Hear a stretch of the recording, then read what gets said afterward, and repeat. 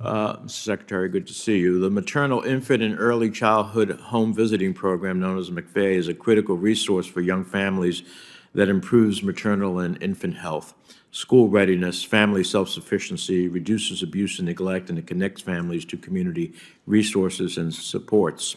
It's an evidence-based program that has shown the real impact early intervention and support can make for young families. Unfortunately, the last reauthorization did not include a funding increase, and we know that just over 3% of high-priority families were served through home visiting pre-pandemic. While I'm pleased to see support for expanding McVeigh in this budget, my hope and goal is that this program, which members on both sides of the aisle support, sees a meaningful funding increase in this year's reauthorization. So can I have your commitment to work with me and all of our McVeigh champions on this committee to make the critical investments in this program so that families can continue to get the support they need? You have my commitment, Senator. Thank you. Let me turn to the question of Title 42.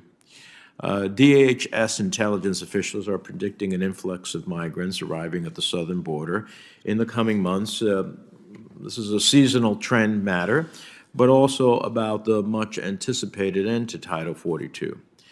Title 42 is being used to evade our asylum laws. We have a law in the book.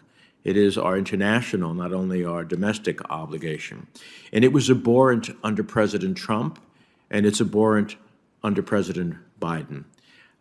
Some of my colleagues who somehow think that it should be extended are making a huge mistake, because all Title 42 does is it has migrants making multiple efforts to cross versus knowing that there is finality in an adjudicated asylum claim. So how is HHS preparing for the likely increase in unaccompanied children that are arriving at our southern border this summer? Senator, thank you for the question.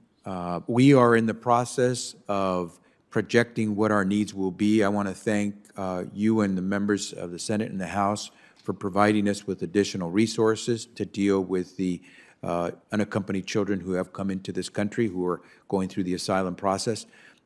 We have stood up as many of the licensed facilities as we can. Those licensed facilities that care for these children are separate and distinct from the care facilities that offer services, for example, in foster care to our kids from America.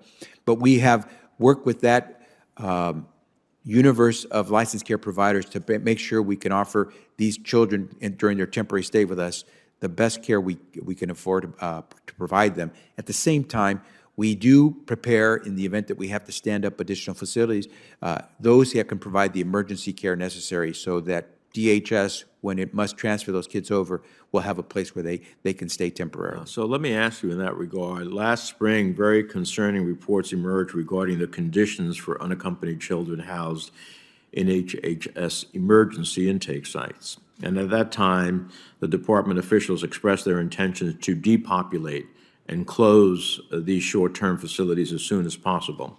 However, as of April 1st, there were still 2 emergency intake sites open, housing approximately 2,100 children. Is the department still committed to closing these emergency intake sites and placing unaccompanied children with long-term shelters in your licensed care provider network? That is the goal, Senator, because it's required by a court decision as well. And so we make every effort, every spot, every slot, every bed that we can find that is under a licensed care facility, we use. And because we don't have sufficient numbers, in previous years, many of those licensed care facilities disappeared because the system was dismantled by the previous administration. We have worked hard to build it up to increase the number of licensed care facilities, but when there aren't enough, we still have the obligation to care for these children. That is when we do stand up those emergency facilities. Okay, and then we have a commitment by the president to give refuge to 100,000 Ukrainians. Is the department making preparations for that as well? We are, Senator, and thank you again for the resources to make that possible. just as we provided that refuge for the 68,000 or so Afghani refugees who've come through, we will be prepared to do the same for those who come from Ukraine. I'll close just simply by saying I'm disappointed that our COVID package does not include any international assistance. We cannot meet the president's goal of helping to vaccinate 70% of the world by September if Congress doesn't include any amount for the Global Vax Initiative. And, you know, diseases and viruses know no borders. We can't hermetically seal ourselves off. It's in our own interest to do this, and I hope you and the administration will continue to advocate for it. Senator Menendez, before we go to Senator Carper, let me just say I very much appreciate your points, and especially that last one. The fact of the matter is the main street in New Jersey in a community or the main street in Oregon in a community is affected by these health practices that go on around the world. The world keeps shrinking as a result of modern communications and modern transportation.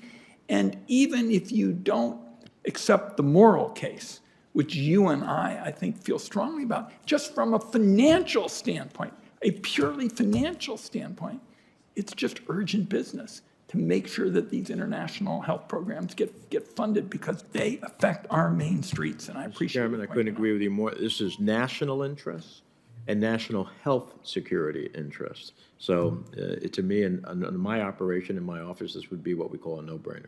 Yep.